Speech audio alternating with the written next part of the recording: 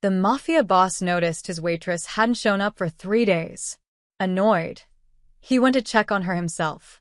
What he found in that rundown apartment, a sick child, unpaid bills, and a truth about his own organization, shattered everything he thought he knew. He came to fire her. He left ready to burn his empire down. Rafael Moretti didn't do patience well. He stood in the doorway of his cafe, arms crossed, watching the morning rush stumble through like zombies chasing caffeine. The espresso machine hissed. Plates clattered. Someone burned toast again. But his eyes kept drifting to the empty section by the window, Clara's section. 3 days. 3 days without a word. Where's Clara? Raphael's voice cut through the breakfast noise. The other waitress, Jenny, nearly dropped her coffee pot. Nobody liked it when the boss showed up unannounced, especially not this boss. Most of the staff didn't know Rafael Moretti owned half the businesses on 5th Street, or that his consulting firm handled problems the police couldn't or wouldn't touch. Jenny's hands shook slightly. She called Monday morning, said there was an emergency, sounded really upset. And nothing. She hasn't answered her phone since. Raphael's jaw tightened. Clara Martinez had worked at Moretti's cafe for 2 years. 2 years of never being late, never complaining, never asking for anything. She smiled at rude customers. She covered shifts when people called in sick. She once told off his enforcer, Marco, for harassing a college kid who couldn't pay his tab, didn't even know Marco worked for Rafael, just saw a bully and stepped in. That took guts. Stupid guts, but guts nonetheless. What about her check? Rafael asked. Still here. She always picks it up Friday, but Jenny trailed off. Something cold settled in Rafael's chest. Clara had a kid, a little boy, maybe 6 or 7. He'd seen them once through the window after closing, the kid doing homework at a corner booth while Clara wiped down tables. The boy had been coughing pretty badly that night. Rafael pulled out his phone and walked into his office at the back.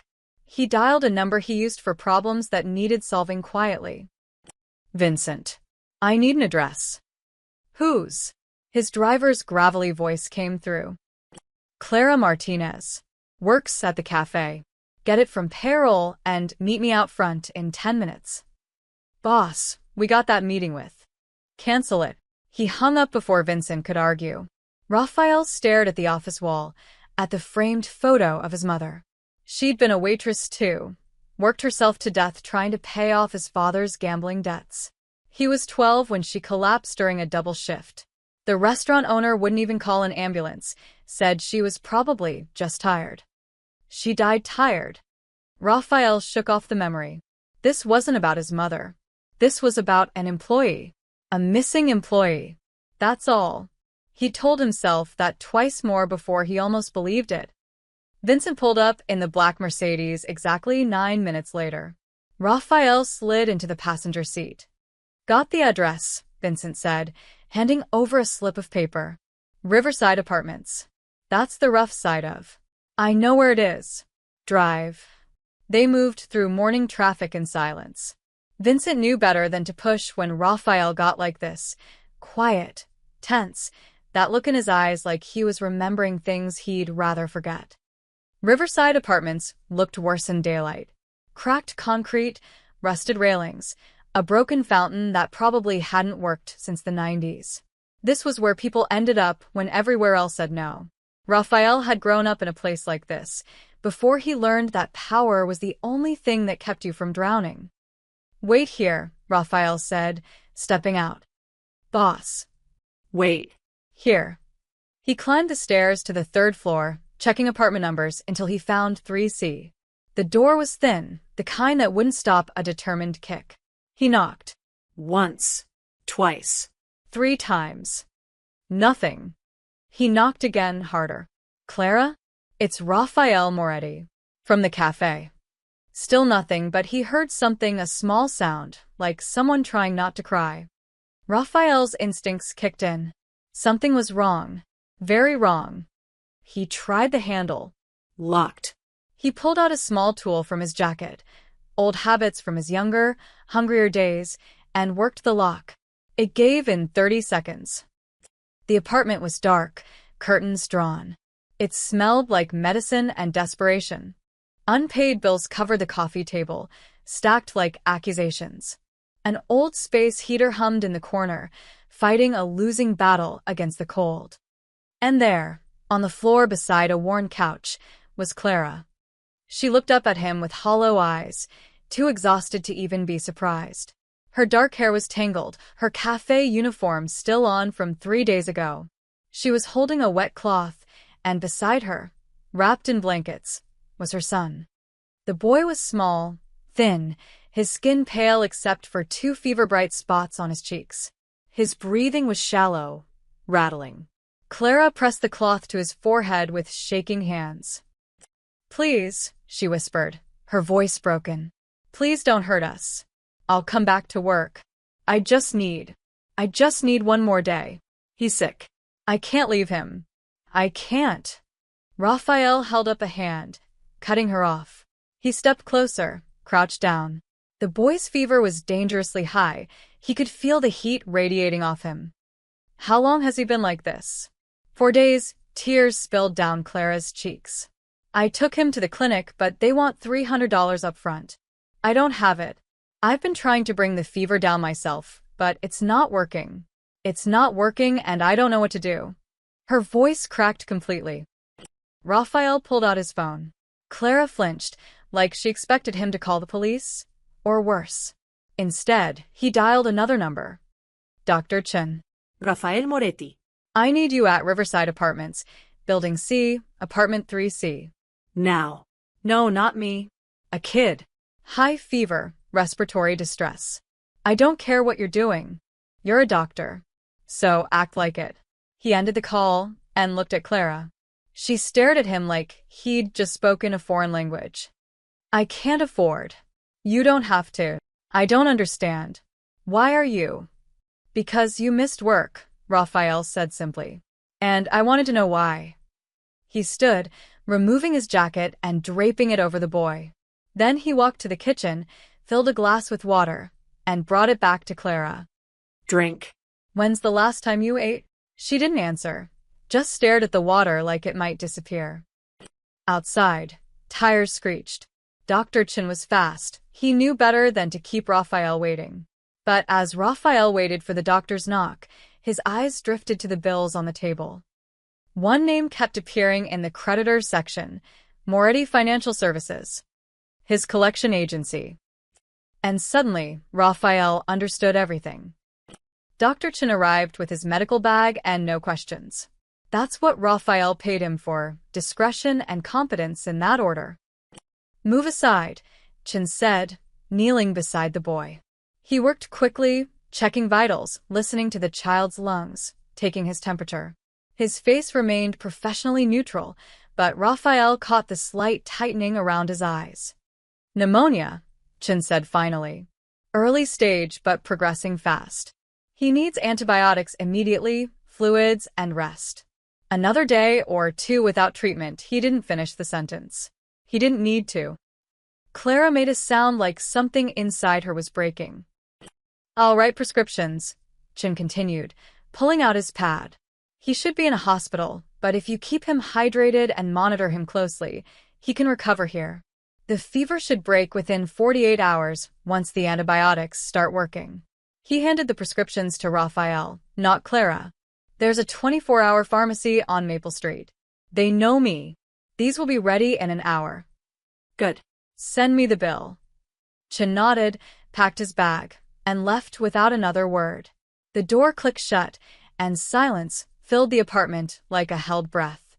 Clara sat frozen, staring at her son, Eli. Raphael remembered his name now from the payroll forms. The boy's breathing was still labored, but he seemed calmer with Chen's examination complete. "I'll pay you back," Clara said suddenly, her voice barely above a whisper.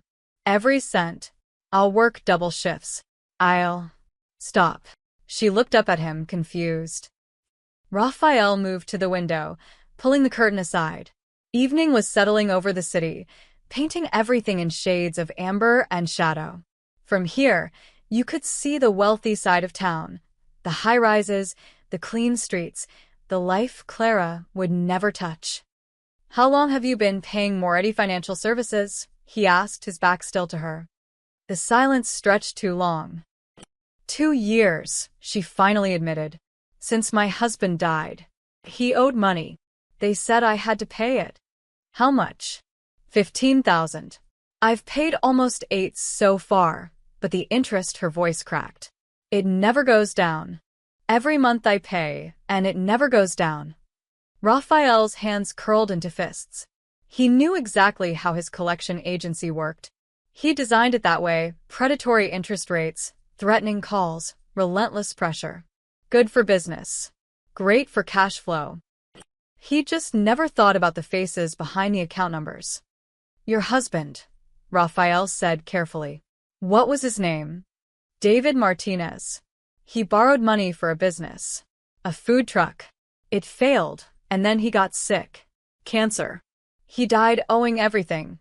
She wiped her eyes roughly. "They came to the funeral. Did you know that? They came to my husband's funeral and handed me a payment notice." Raphael did know that. He'd approved that policy himself. "Strike while they're vulnerable," his underboss had said. "They'll pay anything to make us go away." "You've been paying from your cafe salary." "It's all I have. I dropped out of college when Eli was born. Waitressing is all I know. And the cafe pays better than most places, so I stayed. I thought if I just kept paying, eventually," she laughed bitterly. "Eventually, it would end." Raphael turned from the window. Clara looked small sitting on the floor, her cafe uniform wrinkled and stained, her eyes red from crying. She looked like his mother had, near the end, exhausted, defeated, drowning. "You don't owe anything," Raphael said. "What?" "Your husband's debt. It died with him. Legally, you're not responsible." Clara's face went pale. "But they said." "They lied." Raphael's voice was flat, cold. "They've been collecting from you illegally for 2 years. Taking money you needed for your son. For medicine. For food." He watched her process this, watched the realization bloom into something like rage. "You knew." Her voice shook. "You own that company. You knew they were doing this." "No." The word came out harder than he intended. "But I should have. That's on me." "On you." Clara stood up, fists clenched. "My son almost died because I couldn't afford a doctor. I've been eating once a day so he could eat 3 times. I've been paying loan sharks, your loan sharks, instead of buying his medicine. And you say it's on you, like that fixes anything?" Raphael said nothing. What could he say? She was right.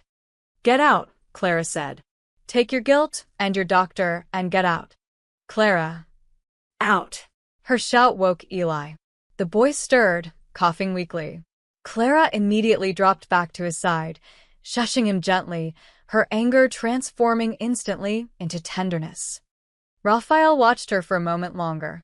Then he pulled out his wallet, took out every bill inside, had to be at least 2,000, and set it on the table. "For the prescriptions," he said quietly. "And groceries. And whatever else he needs. I don't want your money. It's not mine. It's yours.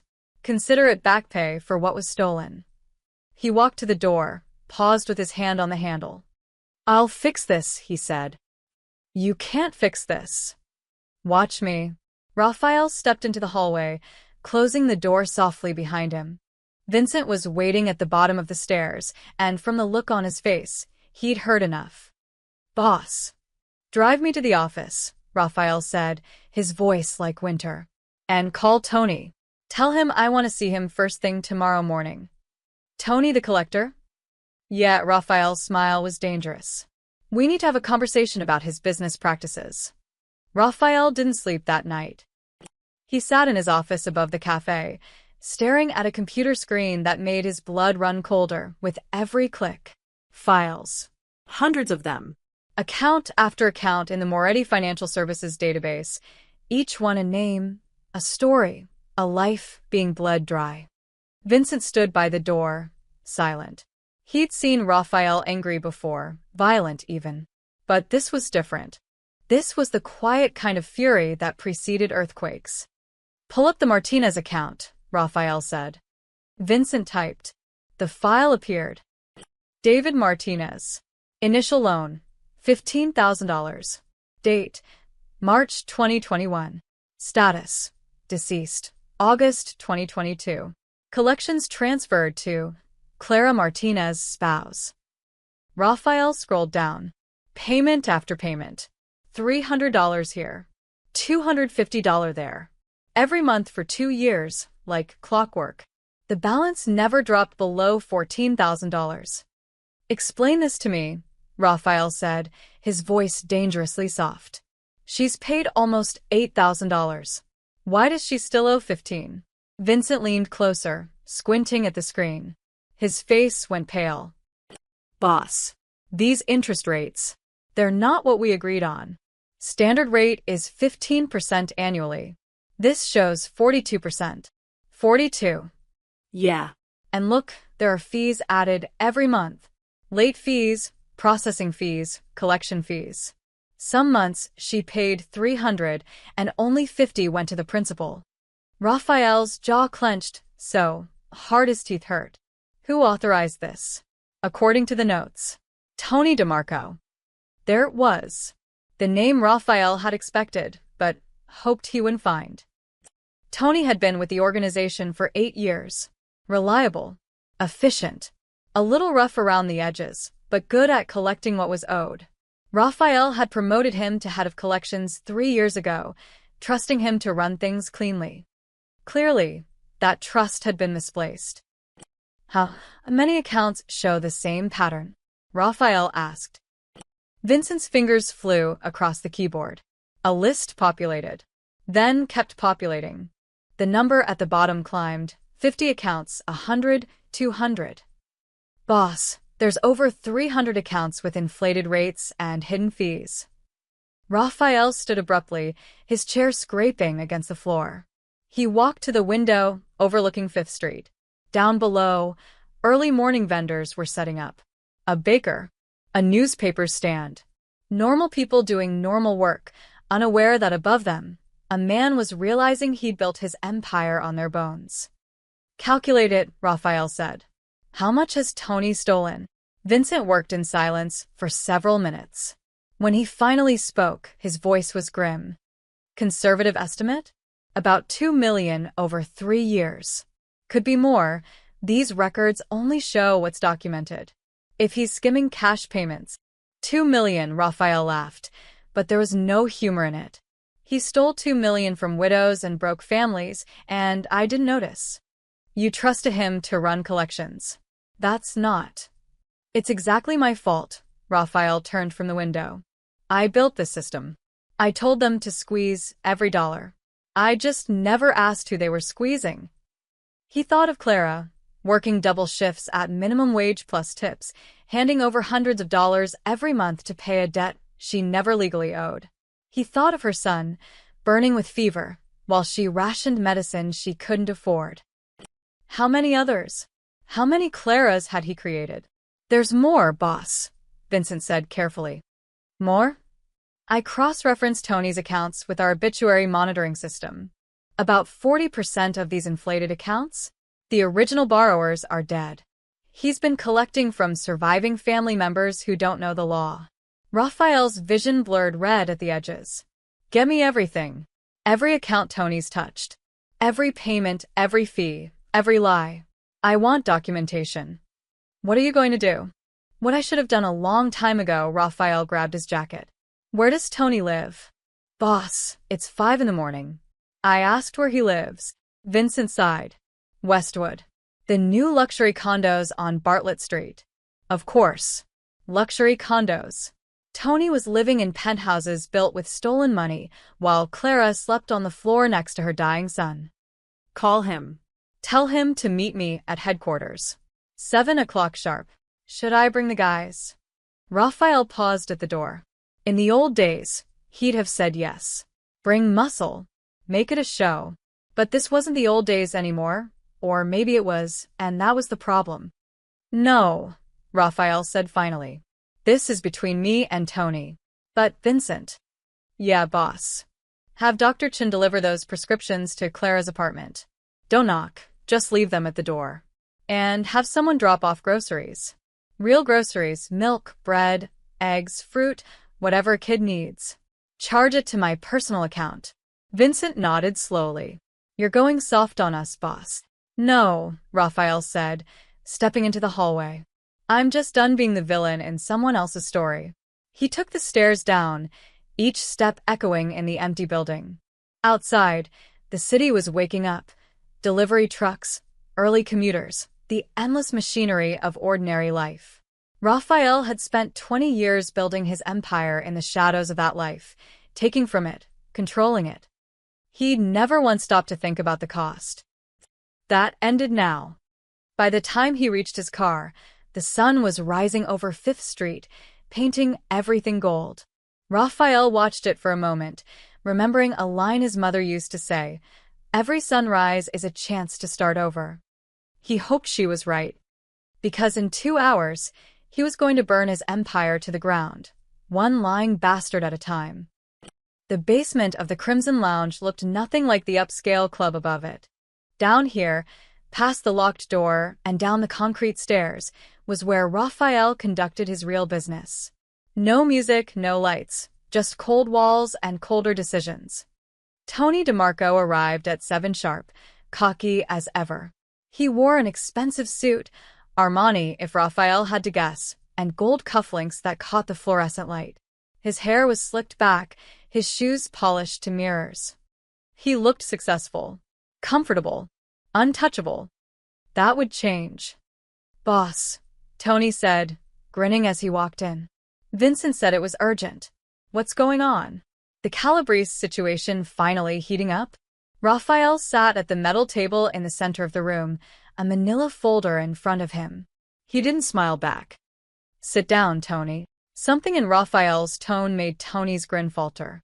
He glanced at Vincent, who stood by the door, arms crossed. No help there. Sure, boss. Whatever you need. Tony pulled out the chair across from Raphael and Saturday. Raphael opened the folder.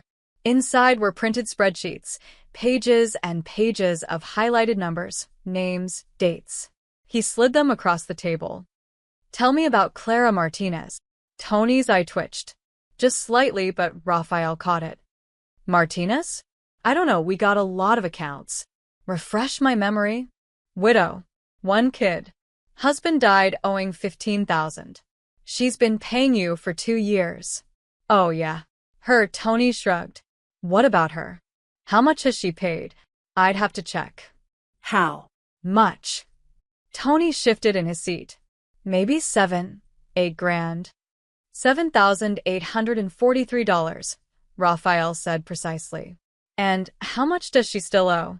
The original 15, minus what she paid, plus interest and fees. Tony waved his hand vaguely. Probably around 14.5. Raphael leaned forward. Try again. According to your records, she still owes $15,237. More than when she started. Well, yeah. Interest compounds, and there are processing fees, late fees. 42% interest. The room went silent. Tony's face paled slightly. Look, boss, the rates are competitive for high risk. Our standard rate is 15%. Who authorized 42? I made a judgment call. These accounts, they're high risk. Dead borrowers, unstable income. Who authorized you to collect from widows at all? Raphael's voice dropped to a whisper. The debt died with her husband. Legally, she owes nothing. Tony opened his mouth, closed it, then tried again. Boss, we've always operated in the gray areas. You know that. These people, they don't know the law. They're easy money. I've been running collections for 3 years, and you never. 300 accounts. Raphael slid another page across. 300 people you've been illegally extorting. $2 million in stolen money. Want to tell me where that money went, Tony? Because it sure as hell didn't make it to our books. Tony's cocky mask cracked completely. He looked like a trapped animal searching for an exit. I can explain. Then explain. Raphael's voice was ice. Explain how you've been stealing from widows and orphans while living in a luxury penthouse. Explain how one of my employees couldn't afford medicine for her dying kid because you were bleeding her dry. Explain why I shouldn't put a bullet in your head right now. Tony stood up abruptly, his chair scraping. Now wait a damn minute. Vincent moved from the door, fast and silent. His hand landed on Tony's shoulder, shoving him back down into the chair. The boss didn't say you could stand, Vincent said quietly. Tony was sweating now, his expensive suit suddenly looking like a costume. Raphael, come on. We've known each other for years. I've been loyal. Loyal? Raphael stood, his hands flat on the table. You've been robbing me, robbing the organization. Every dollar you stole, every family you destroyed, that's on my name. My reputation. You made me a villain to people who never even borrowed from me. You were just greedy. Raphael walked around the table slowly, like a predator circling prey. You saw vulnerable people, and you fed on them. And you did it using my name, my authority. Tony's eyes darted to the door, calculating. Vincent stepped in front of it. How many others know? Raphael asked. What? How many others in collections are running the same scam? Tony said nothing. Raphael grabbed him by the collar, yanking him up. How? Many. 5. Maybe 6. Tony gasped. We split the profits. Boss, please. We were just trying to increase revenue. Raphael's fist connected with Tony's jaw. The crack echoed like a gunshot. Tony sprawled backward, blood spurting from a split lip. Revenue, Raphael spat. He hit Tony again, this time in the ribs. You call stealing from the dead revenue? Tony curled up, trying to protect himself. Please. Raphael hauled him up and threw him against the wall. The entire room shook. He hit Tony once more, twice, 3 times. Not the controlled violence of a professional, but the raw fury of a man confronting his own sins through someone else's body. Boss. Vincent grabbed Raphael's arm. Boss, stop. You'll kill him. Raphael's fist was cocked back for another blow. Tony's face was a bloody mess, his eyes swollen, his breathing ragged. For a long moment, Raphael held the pose, trembling with rage. Then he let Tony drop. You're done, Raphael said, breathing hard. Stripped of rank. You'll return every stolen dollar, and you'll do it quietly. Then you disappear. If I see your face again, I won't stop next time. Tony nodded frantically, blood dripping onto his ruined suit. Raphael turned to Vincent. Get him out. Spread the word, collections is being audited. Anyone running scams has 24 hours to confess. After that, they end up worse than Tony. Yes, boss. As Vincent dragged Tony toward the stairs, Raphael stood alone in the basement, staring at his bloodied knuckles. The whispers would start now. The boss is going soft. Lost his edge. Getting weak. Let them whisper. He had bigger problems than reputation. He had 300 lives to fix. 2 days later, Clara stood in her apartment staring at impossible things. Her kitchen counter was covered in groceries, not the cheap stuff from the dollar store, but real food. Fresh vegetables. Whole milk. A package of chicken breasts. Elias favorite cereal. Fruit that didn't come from a dented can. The bills on her coffee table had paid in full, stamped across them in red ink. Electric. Water. Rent for the next 3 months. And on the kitchen table, a receipt showing her debt to Moretti Financial Services had been marked as void, collected in error. Clara's hands shook as she held that receipt. Void. Error. 2 years of her life, reduced to an administrative mistake. Eli was asleep in his room, finally breathing normally. The antibiotics had worked. Dr. Chun had returned yesterday to check on him, refusing payment, just nodding and leaving as mysteriously as he'd arrived. Her son would live. That should have been enough. But rage was a fire in Clara's chest, burning hotter than relief. She grabbed her jacket, looked in on Eli one more time, then knocked on her neighbor's door. Mrs. Chun, no relation to the doctor, was a grandmother who'd helped watch Eli before when Clara was desperate. Can you watch him for an hour? He's sleeping, shouldn't wake up, but just in case. Of course, honey. You okay? You look. Ai fine. I'll be back soon. Clara didn't feel fine. She felt like a bomb with a lit fuse. The walk to Moretti's cafe took 20 minutes. With every step, her anger crystallized into something sharp and focused. He thought he could fix this? Throw money at her and erase what he'd done? What his people had done. She'd spent 2 years terrified. 2 years skipping meals, wearing the same 3 outfits, watching her son cough while she counted pennies for medicine. 2 years paying a debt she never owed because men in suits said she had to. And Raphael, Moretti thought groceries made that okay. The cafe was in its afternoon lull. A few customers nursed coffee, working on laptops. Jenny looked up from wiping tables, and her face went white. Clara, you're back.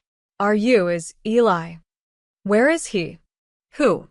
Moretti. Where is he? Jenny pointed toward the back office, her expression nervous. Clara didn't care. She marched past the counter, ignoring the employees only sign, and threw open the office door. Raphael sat at his desk, reading something on his computer. He looked up, unsurprised. Clara. She slammed the receipt onto his desk. What is this? He glanced at it. Proof that you don't owe anything. I know I don't owe anything. I know your people lied to me for 2 years. Her voice was rising, but she couldn't stop it. You think you can just pay my bills and deliver groceries and that fixes it? Raphael stood slowly. No. I don't think it fixes anything. Then why? Why play hero now? Clara's eyes burned. Where were you 6 months ago when I was choosing between Eli's medicine and rent? Where were you a year ago when your collectors called me at midnight threatening to take my son if I didn't pay? Where were you when I was eating 1 meal a day so he could eat 3? Each question landed like a punch. Raphael took them all without flinching. You're right, he said quietly. Don't, Clara's voice cracked. Don't stand there and agree with me like that makes you noble. You built this. You're the reason I've been drowning. You don't get to be my savior. I'm not trying to be your savior. Then what? What do you want from me? She grabbed the receipt, crumpled it, and threw it at him. I don't need your pity. I don't need your charity. I need. Her voice broke completely. She stood there, breathing hard, tears streaming down her face, hating herself for crying in front of him. You need it to never have happened, Raphael said. I know, but I can't give you that. So, you give me groceries instead? I give you what I can. He moved around the desk, slowly, like approaching a wounded animal. The man who stole from you, he's gone. The others like him, they'll be gone soon. I'm restructuring everything. But that doesn't undo the damage. No. It doesn't. They stood there in the small office, the silence heavy between them. I paid back what was taken, Raphael continued. Your bills, your rent. That's not charity. That's restitution. You earned that money. My people stole it. I'm giving it back. And the groceries? The doctor? The doctor was because your son was dying. The groceries, he paused. Call it back pay. You've worked here for 2 years, never complained, never asked for raises you deserved. Consider it a bonus. Clara wiped her eyes roughly. I don't want your money. Then donate it. Throw it away. I don't care. But don't punish yourself to punish me. She stared at him, this man who commanded respect through fear, who built empires on broken backs, who was looking at her now with something almost like shame in his eyes. Why do you even care? She asked quietly. I'm nobody. Just a waitress. My mother was a waitress, Raphael's voice was soft. She worked herself to death paying debts she didn't know. I was 12 when she collapsed. I swore I'd never be the reason someone else's mother died. He looked away, jaw tight. But I became exactly that. I just didn't look closely enough to see it. Clara picked up the crumpled receipt from the floor, smoothed it out. Void. Error. Such small words for such big damage. I'm coming back to work Monday, she said finally. Not because of this. Because I need the job and Eli needs insurance. But don't think we're square. We're not square, Raphael agreed. We'll never be square. Clara walked to the door, then paused. The man you fired. Tony. What happened to him? He won't bother anyone again. She nodded once and left. Raphael stood alone in his office, listening to her footsteps fade. Through the window, he watched her walk down 5th Street, shoulders straight despite everything. His phone buzzed. A text from Vincent. Council meeting tonight. They heard about Tony. They're not happy. Raphael typed back. Good. Let them be unhappy. The reckoning was just beginning. The backroom of Salvatore's restaurant smelled like cigar smoke and old money. Red leather booths lined the walls, and a single chandelier cast shadows that seemed to move on their own. This was where Raphael's council met, 5 underbosses who ran different arms of the organization, and his consigliere, Marcus Webb, who'd been with him since the beginning. They were waiting when Raphael arrived at 9 o'clock. You're late, said Frank Delacroix, head of their gambling operations. He was 50, gray at the temples, with eyes like a shark. I'm here now. Raphael took his seat at the head of the table. The others sat in their usual spots. Tommy Chin ran their protection rackets, Lisa Moreno handled money laundering, James Sullivan controlled their distribution networks, and Paul Ricci managed their real estate holdings. Marcus sat to Raphael's right, his expression carefully neutral. We need to talk about Tony, Frank said, not wasting time. Tony's done. What's there to talk about? You beat him half to death in front of witnesses, Lisa said. Her voice was controlled, but her fingers drummed on the table, a tell. She was angry. Then you stripped him of rank and kicked him out. That's not how we handle internal problems. He was stealing from us. From everyone. So you retire him quietly, Tommy interjected. You don't make a public spectacle. Now people are talking. They're saying you've gone soft. Raphael's jaw tightened. Soft. Your word, not mine, Tommy said, holding up his hands. But you've got to admit, boss, the optics are bad. You lose your mind over some waitress and her kid. Don't. Raphael's voice was quiet, dangerous. Don't finish that sentence. Silence fell over the table. Marcus cleared his throat. What Tommy means is that your actions have raised questions. In the past week, you've dismantled a profitable collection operation, beaten one of your own men, and paid off debts worth thousands of dollars. People are wondering about your priorities. My priorities are keeping this organization clean. Clean? Frank laughed harshly. Raphael, we're not clean. We've never been clean. We operate in the gray, and that's how we survive. You knew that when you built this empire. Maybe it's time to change how we operate. The words hung in the air like a grenade with the pin pulled. Paul Ricci, who'd been quiet until now, leaned forward. Change how? Raphael, our revenue comes from lending, collections, protection, and gambling. You start playing by the rules, we might as well work at banks. We're not talking about playing by rules, Raphael said. We're talking about not preying on people who can't fight back. Widows. Families. Kids. Since when do you care about that? Frank's voice was sharp. 3 months ago, you approved expanding collections into the South Side. Now suddenly you have a conscience. 3 months ago, I didn't see what it actually looked like. One woman, Frank said, shaking his head. One woman and her sob story, and you're ready to tear down everything we built. Raphael stood abruptly, his chair scraping. That one woman was being robbed by our people while her son was dying. Tony was stealing millions using our name, making us enemies in every neighborhood. You think that's good for business? We've always had enemies, Lisa said. That's the nature of what we do. Maybe we shouldn't be doing it anymore. The room went dead silent. Marcus closed his eyes briefly, like he'd been dreading this moment. The others stared at Raphael like he'd started speaking in tongues. What are you saying? Tommy asked carefully. Raphael looked at each of them in turn. I'm saying maybe it's time this empire tore itself down. Frank stood up, so fast his chair fell backward. Have you lost your mind? Sit down, Frank. No. I've been with you for 15 years, Raphael. 15 years of building this operation, taking risks, putting my neck on the line. And now you want to throw it all away because you feel guilty? It's not about guilt. Then what? Redemption? Frank laughed bitterly. You think going soft now erases 20 years of what we've done? You think that Waitress looks at you and sees anything but the man who destroyed her life? The words hit harder than Raphael wanted to admit. She's right to hate me, Raphael said quietly. And so is every other person we've hurt. That doesn't mean we keep hurting them. So, what's your plan?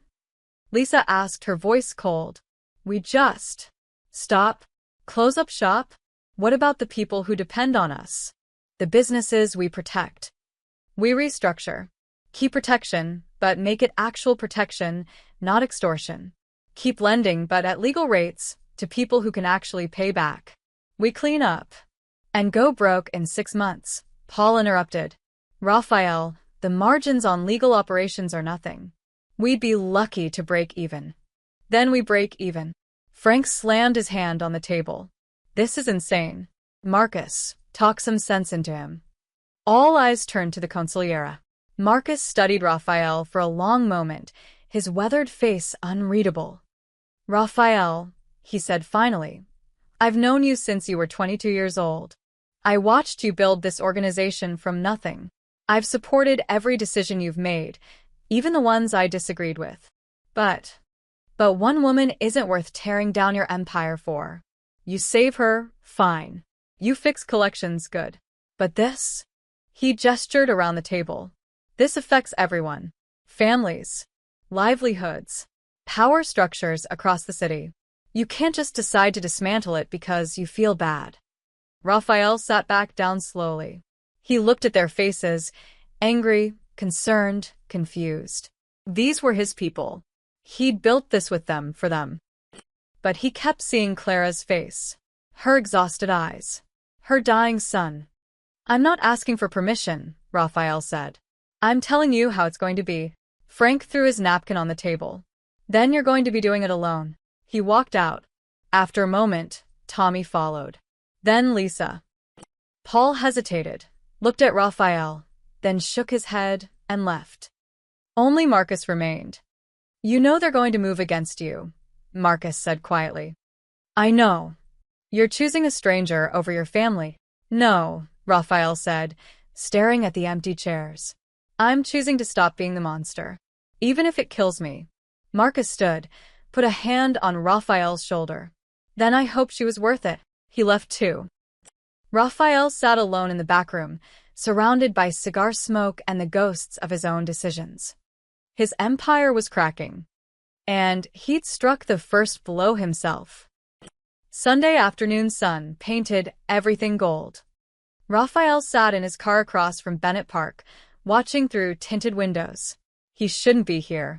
He had a dozen fires to put out, council members plotting, operations falling apart, loyal soldiers questioning his sanity.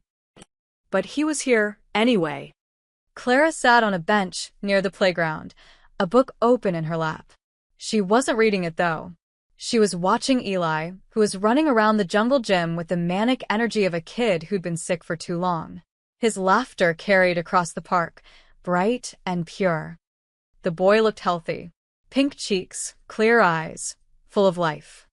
Raphael felt something unfamiliar twist in his chest. He remembered being that age. 7 years old, before everything went dark. His mother would take him to a park not unlike this one, smaller, more rundown, but still a park.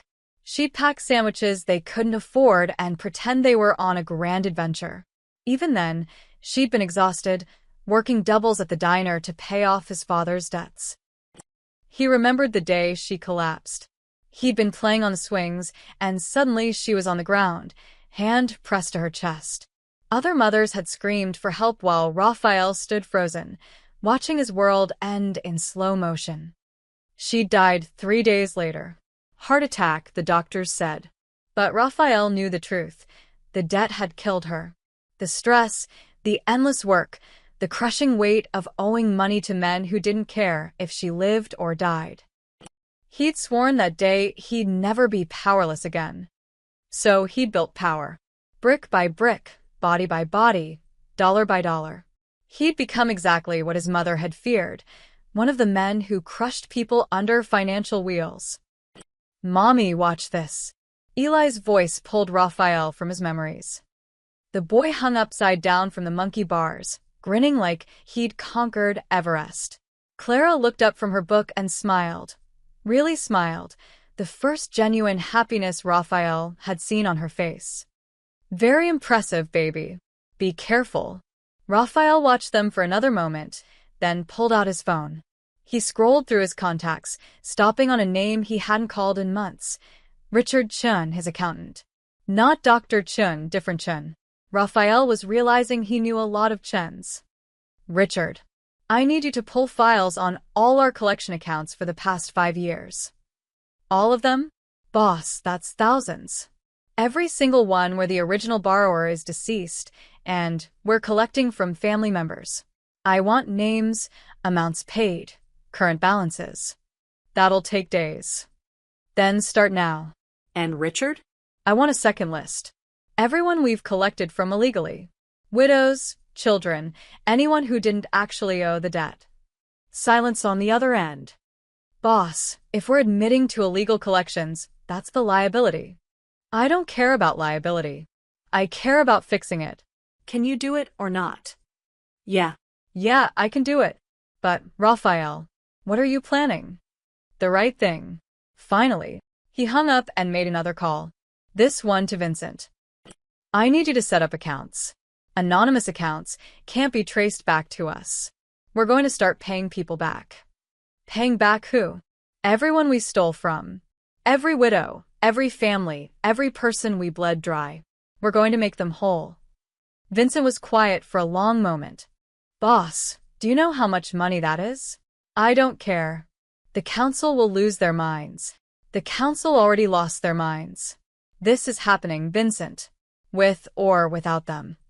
"Okay," Vincent's voice was steady, loyal. "I'm with you. But Raphael, watch your back. Frank was at Tommy's place last night. They're planning something. Let them plan." Raphael ended the call and looked back at the park. Clara was pushing Eli on the swings now, both of them laughing. A normal Sunday. A normal moment. The kind of thing Raphael had stopped believing in years ago. His phone buzzed with a text from Marcus. "You need to see this." An image loaded. It was a photo of Raphael's warehouse on the south side, or what was left of it. Flames still smoldered in the wreckage. Fire trucks surrounded the building. Another text, "No casualties." Happened at 2 a.m. Arson. Message from the council. Raphael stared at the burning building. That warehouse held inventory worth $500,000. The council was making their position clear. Fall in line or watch everything burn. He should have felt angry. Instead, he felt relieved. Let it burn. All of it. The whole rotten structure could collapse. Maybe something better would grow from the ashes. He looked back at Clara and Eli one more time. The boy was showing his mother a dandelion he'd picked, presenting it like a rare treasure. She took it with mock solemnity, tucking it behind her ear. Eli clapped with delight. Raphael started his car. As he pulled away from the curb, he caught Clara's reflection in his side mirror. She looked up, noticed the black Mercedes leaving. For a moment, their eyes met in the reflection, or maybe he imagined it. He drove away, leaving them to their Sunday afternoon peace. That evening, Raphael sat in his study at home, surrounded by files Richard had started sending. Names and numbers swam before his eyes. The Garcia family paid $12,000 on a $8,000 debt. The Johnsons, still paying 4 years after the borrower died. The Patels lost their restaurant to repossession on a technicality. Hundreds of them. Hundreds of lives crushed under his empire's wheels. Raphael opened his laptop and began transferring money. Anonymous deposits, untraceable. 1,000 here, 5,000 there. It would take months to make everyone whole. It would bankrupt parts of his operation. He didn't care. For the first time in 20 years, Rafael Moretti felt something close to peace. Outside, the sun set over the city. In the darkness, his enemies were gathering. But tonight, for just a few hours, he bought back a piece of his soul. That had to count for something. The gunfire started at 2:47 a.m. Rafael woke to the sound of shattering glass and Vincent's voice screaming through his phone. "Boss, get down." He rolled off the bed as bullets tore through his bedroom window. The night exploded with muzzle flashes, 3 positions, maybe 4, coordinated assault. Professional. Rafael crawled to his nightstand, grabbed the Glock he kept there, and low-crawled toward the hallway. More gunfire erupted from downstairs. His security team, he heard them firing back, shouting coordinates. Then silence. The terrible kind that meant they were dead. Rafael. Vincent's voice came from the stairs. "We gotta move now." Rafael ran in a crouch, meeting Vincent at the landing. His driver's face was bloody, a gash across his forehead. Behind him, Richard the accountant clutched a laptop bag like it was the only thing keeping him alive. "How many?" Rafael asked. "At least 10. They came through the front and back simultaneously. Tony, Marcus, and Frank's guys. Vincent fired 3 shots down the stairs. "They want you dead, boss." Marcus. The name hit like a bullet itself. His consigliera had chosen a side, and it wasn't Rafael's. The garage. Through the kitchen, Rafael led them through the smoke-filled hallway. Behind them, footsteps pounded up the stairs. Voices shouted, "Second floor. Find him." They burst into the kitchen. A man in black tactical gear stood by the refrigerator, gun rising. Rafael shot him twice in the chest before the man could aim. The body fell, and they jumped over it. The garage was chaos. Rafael's cars were blocked by a black SUV. Someone had planned this carefully, cut off all the exits. "The Ducati," Vincent said, pointing to Rafael's motorcycle in the corner. "That only fits 2. Then you 2 go. I'll hold them off." Vincent was already positioning himself behind a concrete pillar. "Vincent. Boss, go." Vincent fired back toward the kitchen door as shadows appeared. "You die. This was all for nothing. Richard has the files, the evidence, everything. Get them out." Rafael hesitated 1 second too long. An explosion rocked the garage. Someone had thrown a grenade. The blast threw them all sideways. Rafael Siron. Through the smoke, he saw Vincent struggling to his feet, blood streaming from his nose. "Go!" Rafael grabbed Richard, hauled him toward the motorcycle. His hands shook as he started it. Years since he'd ridden, but muscle memory kicked in.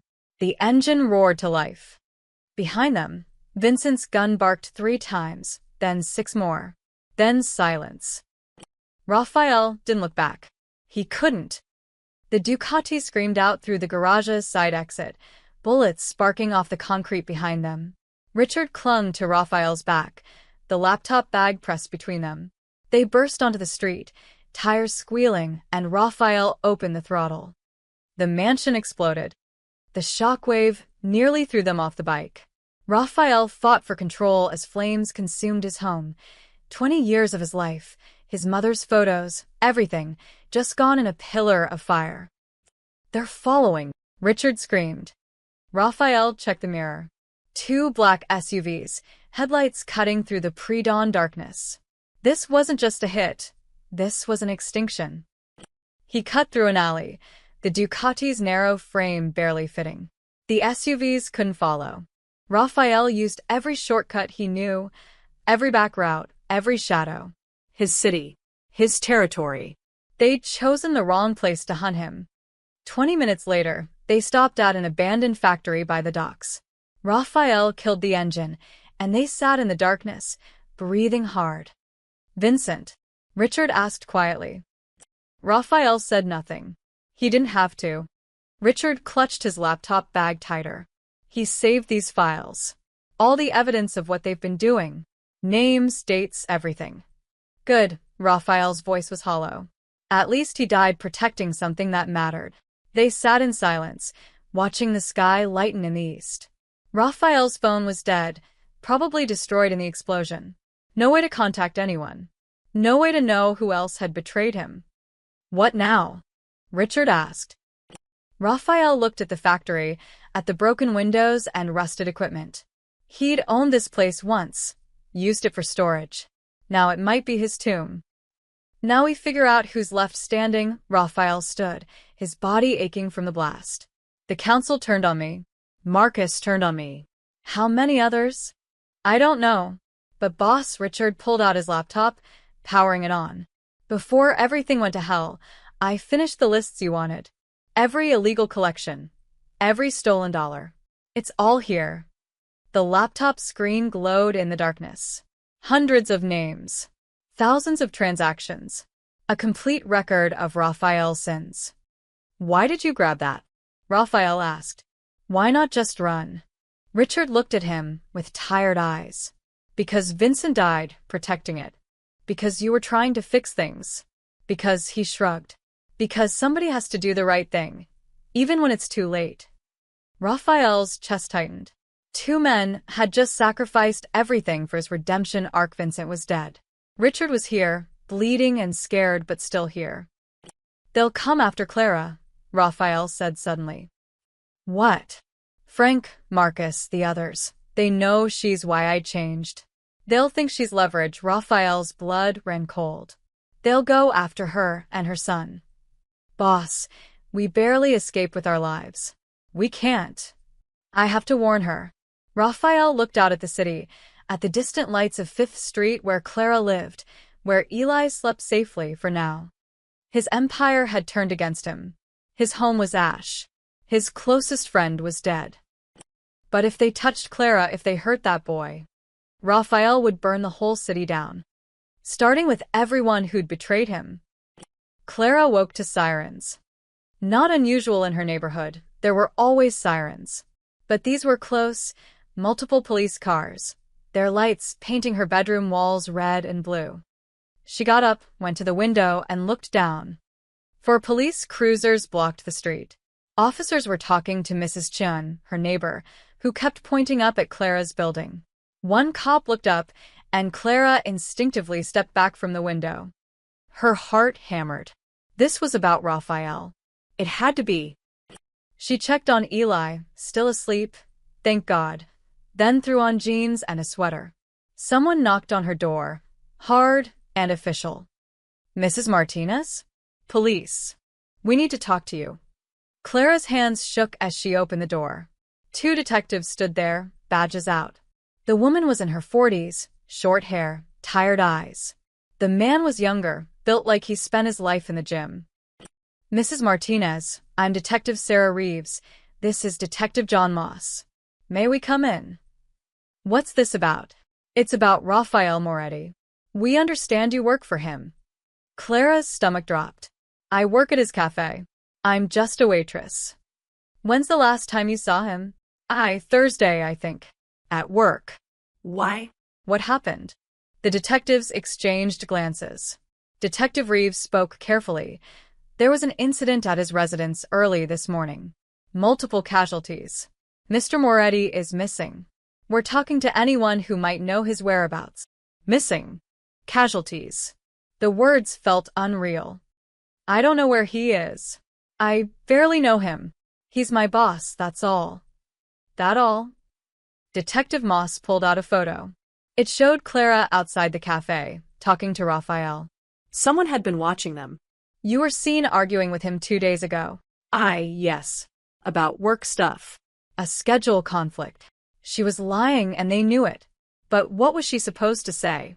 Oh, he paid off my illegal debts and saved my son's life after I found out his organization had been robbing me for 2 years.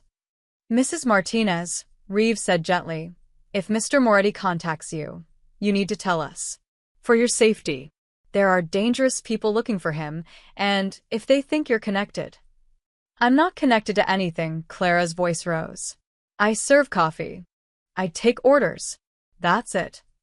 Eli appeared in the hallway, rubbing his eyes. Mommy? Who are they? Clara's protective instincts kicked in immediately. Nobody, baby. Go back to bed. We're just leaving, Reeves said, handing Clara a card. Call us if anything unusual happens. Anything at all. They left. Clara locked the door, checked the lock twice, then pulled Eli into a hug. What's wrong? He asked, sensing her fear. Nothing. Everything's fine. But everything wasn't fine. Clara spent the rest of the morning packing. She didn't have much: clothes, some toys, important documents. If Raphael was in trouble with people dangerous enough to attack his home, she wanted to be far away when they came looking for connections. Mrs. Chen knocked around 10. Honey, those police scared me. What's going on? I don't know, but we're leaving for a few days. Visiting my sister upstate. Clara didn't have a sister. Mrs. Chen didn't question it. By noon, Clara and Eli were in her ancient Honda, heading toward the highway. She had maybe $300, enough for a motel and food for a week. Then she'd figure something out. Maybe another city. Maybe change their names. She was 2 blocks from the on-ramp when a black car pulled behind her. Clara's breath caught. She pressed the gas. The black car matched her speed. Mom? Eli looked worried. It's okay, baby. She took a sudden right turn. The black car followed. Clara's heart pounded so hard she could hear it.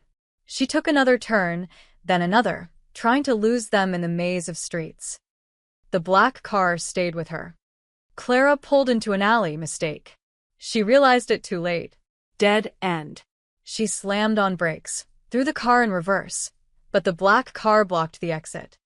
Lock your door, Clara told Eli, her voice shaking. Don't open it for anyone. She grabbed her phone, ready to call 911, when the driver's door of the black car opened. Raphael stepped out. He looked like he'd been through a war. His clothes were torn and bloody, his face bruised, his left arm hanging awkwardly. But he was alive.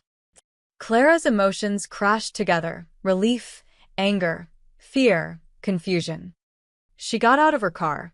What the hell are you doing? Following you. Making sure you're safe. Safe? The police were at my apartment. They think I'm connected to you. You are connected to me. That's the problem. Raphael limped toward her, grimacing with each step. My people turned on me last night. Tried to kill me. My house is gone. My friend is dead. And they know about you. Clara felt ice in her veins. Know what about me?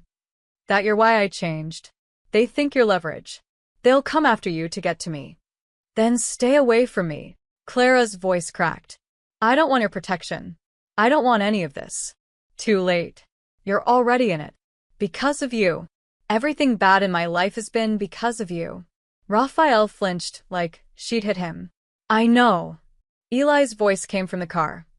Mom? Is that the cafe man? Clara turned.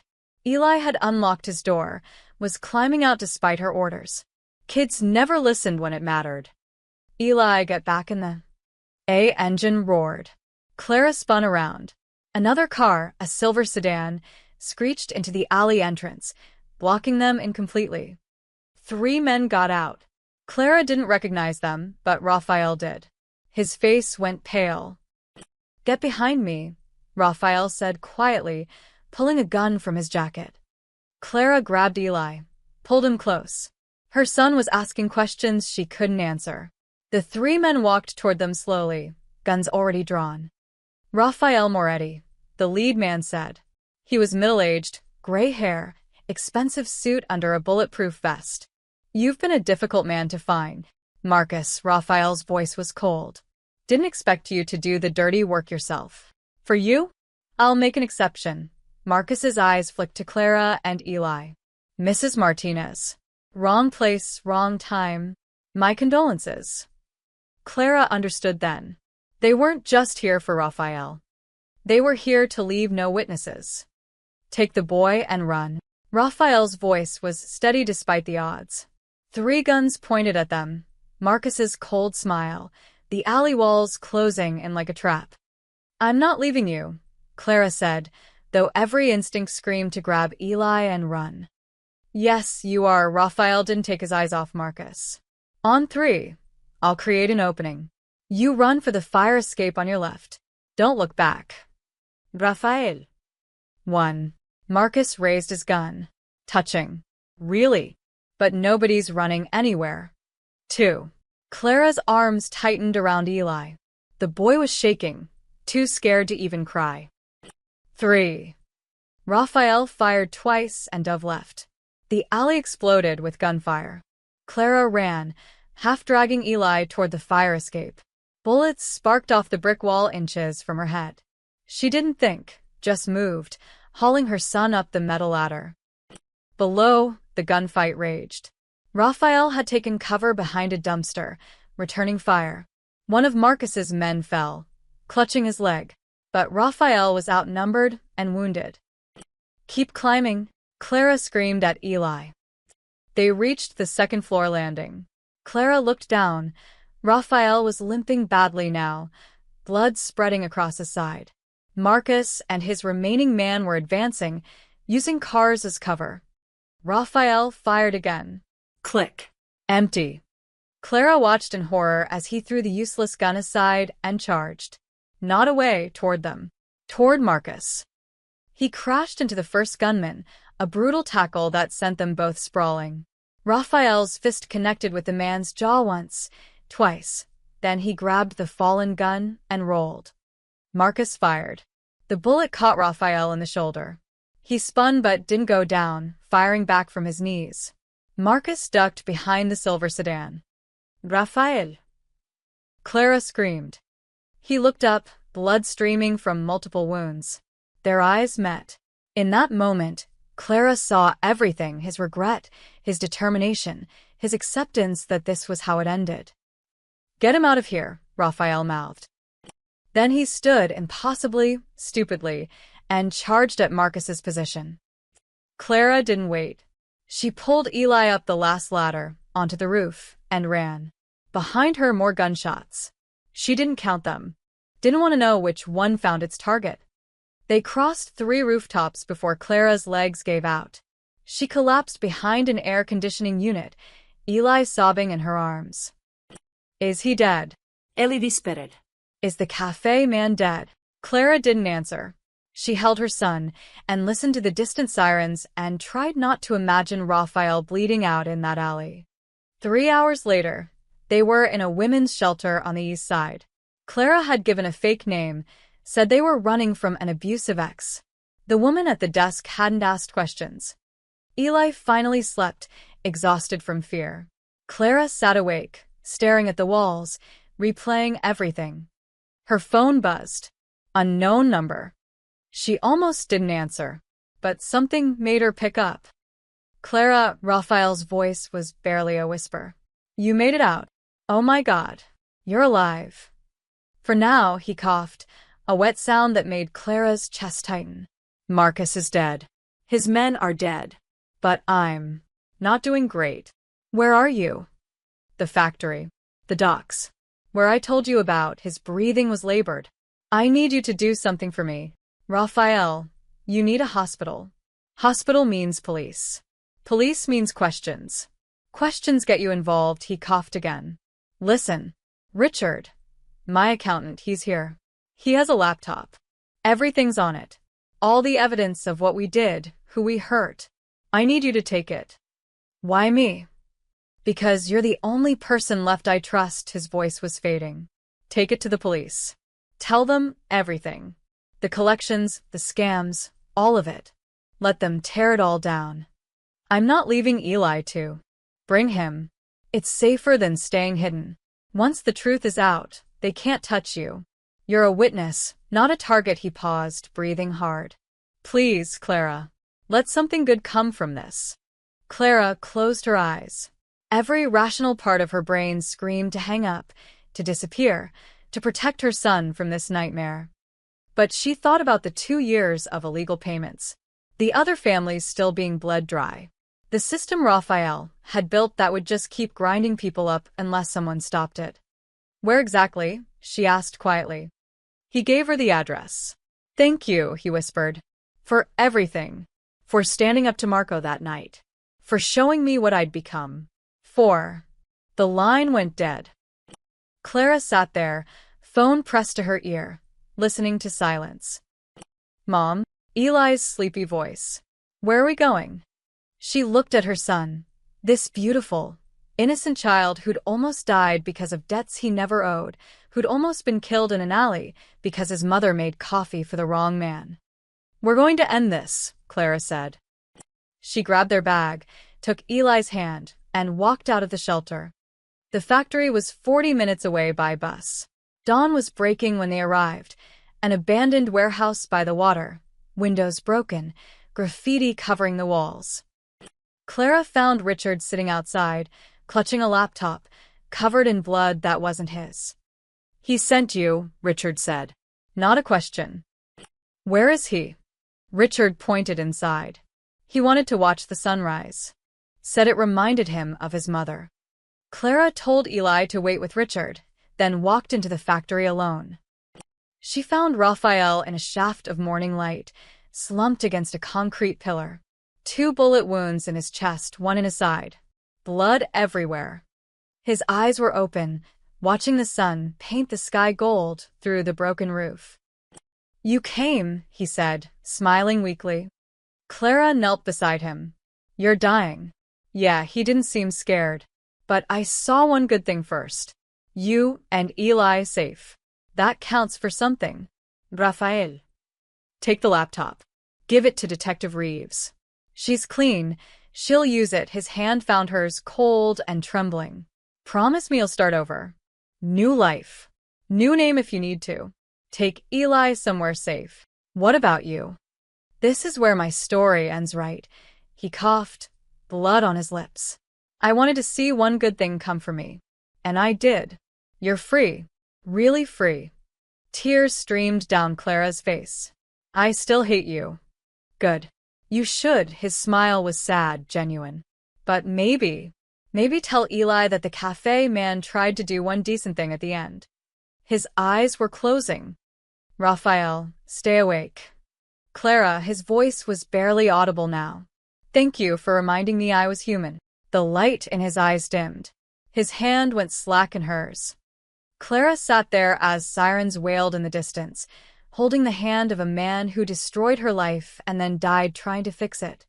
The sunrise painted everything gold, indifferent to tragedy. Clara didn't know how long she sat there, holding Raphael's hand as it grew cold.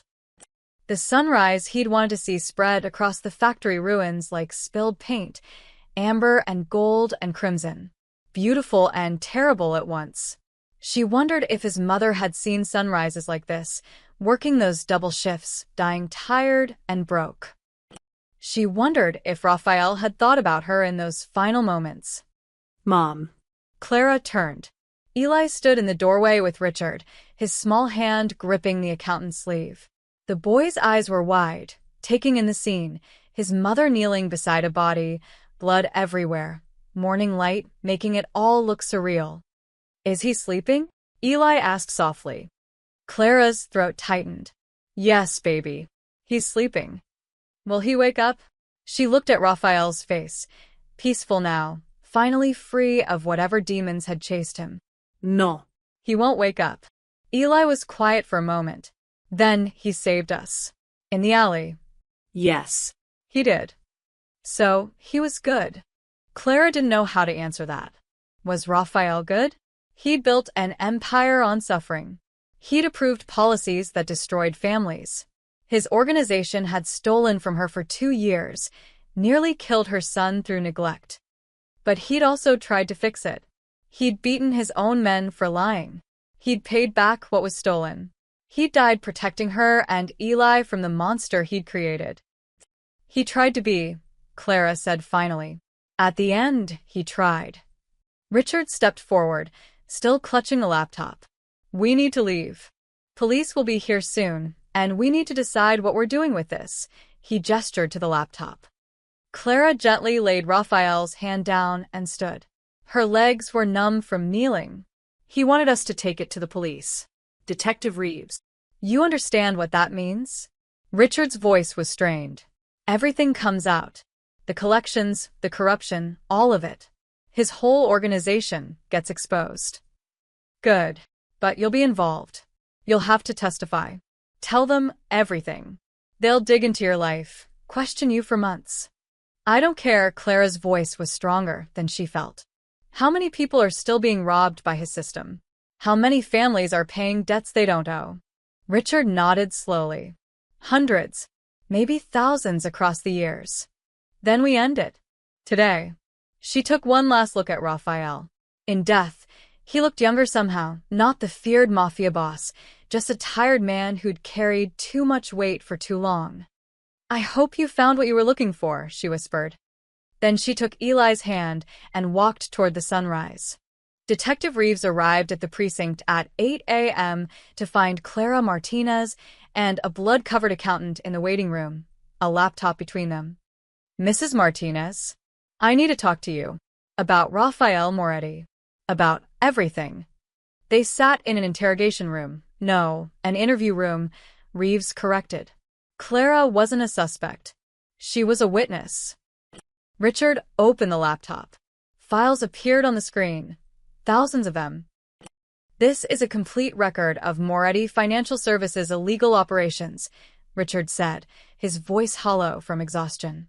Every fraudulent collection, every inflated interest rate, every widow and family they extorted. Names, amounts, dates. Everything. Reeves leaned forward, eyes scanning the data. Her expression shifted from skepticism to shock to grim determination. Where's Moretti? Dead, Clara said. At the docks. His own people killed him. Or he killed them. I'm not sure which happened first. And you were there? Yes. He called me. Told me to take the laptop and expose everything. Clara met the detective's eyes. He wanted one good thing to come from his life. This is it. Reeves was quiet for a long moment. Then she picked up her phone. Captain? I need the Financial Crimes Unit. All of them. And a warrant team. Yes, right now. We're taking down a criminal organization. She hung up and looked at Clara. This is going to get ugly. Press, lawyers, probably death threats. Are you sure? Clara thought about the bills stacked on her coffee table. The empty medicine bottles. Eli burning with fever, while she chose between food and treatment. She thought about Raphael's last words. Let something good come from this. I'm sure. The next 6 hours were a blur. Detectives, FBI agents, federal prosecutors. Clara told her story again and again. The illegal collections, Tony's threats, Raphael's attempt at redemption. Richard corroborated everything, pulling up files to prove each claim. By afternoon, raids were happening across the city. Moretti Financial Services. The Crimson Lounge. A dozen shell companies and front operations. Agents seized computers, arrested the remaining council members, froze bank accounts. The empire Raphael built was crumbling in real time. Clara watched it on the break room TV, Eli asleep in her lap. News helicopters showed police leading Frank Delacroix out in handcuffs. Then Tommy Chun. Then Lisa Moreno. Mrs. Martinez? A young prosecutor approached. We've reviewed the evidence. You and approximately 300 other families were defrauded of payments. We're setting up a restitution fund. You'll get back everything you paid plus damages. Clara nodded numbly. Money. After everything, it came back to money. There's something else. The prosecutor handed her an envelope. This was in Moretti's safety deposit box. He designated you as beneficiary if anything happened to him. Filed it a week ago. Clara opened the envelope with shaking hands. Inside was a deed. To an apartment building. Her apartment building. And a letter. Clara, by the time you read this, I'll probably be dead. The council won't let me dismantle what we built. They'll come for me, and I'll deserve it. This building is yours now. Free and clear. Do what you want with it. Sell it. Rent it. Burn it down. I don't care. I just wanted you to own something that couldn't be taken away. I wanted to see one good thing come for me. I'm sorry for everything. For your pain. For Eli's suffering. For the 2 years I stole from you. Sorry doesn't fix it. Nothing fixes it. But maybe this is a start. Live well. That's the best revenge. Clara read it twice, tears blurring the words. Around her, the precinct buzzed with activity, the systematic destruction of a criminal empire. Evidence tagged. Charges filed. Justice finally grinding forward. But all she could think about was a dying man watching the sunrise, hoping one good deed would balance against a lifetime of bad ones. Mom, Eli stirred, rubbing his eyes. Can we go home now? Clara folded the letter carefully and tucked it back in the envelope. Yeah, baby, she said, her voice breaking. We can go home. And for the first time in 2 years, she actually believed it. 6 months later, the coastal town of Seabrook was everything the city wasn't: quiet, slow, clean. The kind of place where people knew their neighbors and left their doors unlocked. Where kids rode bikes without supervision and the biggest crime was someone's dog getting into someone else's trash. Clara stood outside her new cafe, watching the ocean waves crash against the rocks. The sign above the door read Moretti's Promise in simple, elegant letters. She debated the name for weeks, but ultimately decided Raphael's attempt at redemption deserved to be remembered, even if his sins couldn't be forgotten. The cafe was small, 12 tables, a counter, an espresso machine that actually worked. She'd used the money from selling her old apartment building to buy this place. The restitution fund had helped too. Between that and Raphael's final gift, she'd had enough to start over properly. Really start over. Mom. The cranberry muffins are ready, Eli called from inside. Clara smiled. Her son had grown in 6 months, taller, healthier, happier. The nightmares about the alley had finally stopped last month. His therapist said he was resilient. Clara knew he was just tired of being scared. She walked inside. The cafe smelled like coffee and fresh pastries. Morning light streamed through the windows, painting everything warm. 3 customers sat at different tables, locals, regulars already. Mrs. Chun from next door, a different Mrs. Chun, no relation to anyone from her old life. Mr. Jacobson, the retired teacher. Sarah, the young mother with twins who always ordered decaf. Normal people living normal lives. These look perfect, Clara said, examining Eli's muffins. You're getting good at this. Can I be a baker when I grow up? You can be anything you want. The bell above the door chimed. A man in a delivery uniform entered, carrying a small package. Clara Martinez? That's me. He handed her the package and left. Clara turned it over. No return address, just her name and the cafe's address. Her stomach tightened. Even after 6 months, unexpected packages made her nervous. She opened it carefully. Inside was a sealed envelope and a single photograph. The photo showed Raphael's old cafe on 5th Street. But it looked different, renovated, repainted, a new sign. Second Chances Cafe, a banner read under new management. Clara's hands trembled as she opened the envelope. The letter was from Richard. Dear Clara, I hope this finds you well in your new life. I am writing to tell you what happened to the old cafe. After the trials concluded and the assets were redistributed, I purchased Raphael's cafe from the city. I've reopened it as a nonprofit. All proceeds go to families affected by predatory lending. We also offer free meals to anyone who needs them. No questions asked. I thought you'd want to know. Raphael built something that hurt people, but maybe we can turn it into something that helps them instead. There's something else. We found a box in Raphael's office safe. Inside were letters, dozens of them. Letters he wrote but never sent. One was addressed to you. I've enclosed it. I don't know what it says. That's between you and him. Take care of yourself and Eli. Richard. Clara set Richard's letter aside and picked up the second envelope. Her name was written on it in Raphael's angular handwriting. The paper was worn, like he'd carried it in his pocket for a while. She almost didn't open it. Part of her wanted to throw it away, let the past stay buried. But she opened it anyway. Clara, if you're reading this, I'm probably dead. Good. I deserve it. I don't expect forgiveness. I don't even want it. What I did to you and Eli and hundreds of others can't be forgiven. But I need you to know something. When you stood up to Marco that night, when you defended that kid without knowing who Marco was or what he could do, you reminded me that people like you exist. People who do the right thing even when it costs them. I'd forgotten that kind of person was real. My mother was like that. She worked herself to death, trying to do right by me. I watched her die, and I swore I'd never be powerless again. But I became the thing that killed her. I became the debt collector, the predator, the monster. You made me see that. And I hated you for it.